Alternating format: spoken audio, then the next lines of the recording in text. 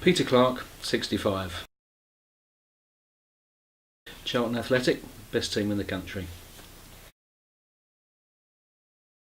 Probably because of my local team when I lived in Eltham, South London, and also my friends at the time we played football with were Charlton supporters, so that naturally led on that I went that direction as well.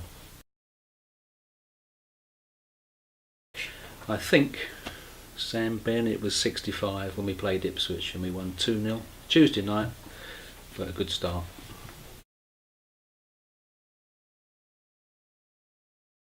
Yeah, well, it's a lot of tradition at Charlton, so I suppose it's one of the first clubs that had financial problems and lost their ground.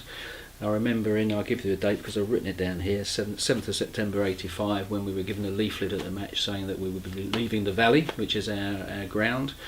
And 2 weeks later against Stoke City, that was the last match, and we started then to play at Selhurst Park, which is Crystal Palace ground, as you probably know.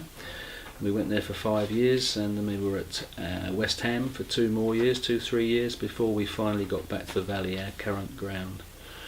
So I remember that was a bit of a shocking news for us all.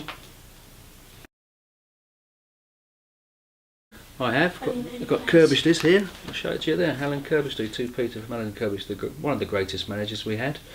Led us through the Premiership years. So I've always got his book signed by him for me as well. So I've got a lot of paraphernalia of Charlton.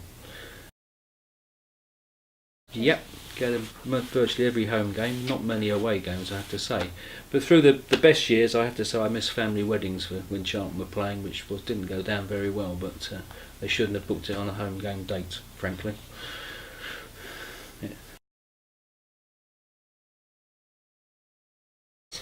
Yes, thinking back, probably the two cup finals we went to, the Full Members Cup, which you won't remember, it's before your time. We played Blackburn Rovers and we lost 1-0. Took my daughters to that one because they were junior Reds, which was the sort of kids section at that time. Playoff final, the best match ever played at Wembley against Sunderland. That was a 3-3 at full time, 4-4 after extra time, and then we won 7-6 on penalties. Got us into the Premiership, where we were for a year, and then relegated, but went straight back up because we won the division with 101 points, I think it was. I can remember a fight between two of our players, Flanagan and Hales, and that was against Maidstone United, the local team. And it was a 1-1 draw in the FA Cup it was, but we won the replay 2-1. But that was a sort of stupid moment, it sticks in your brain.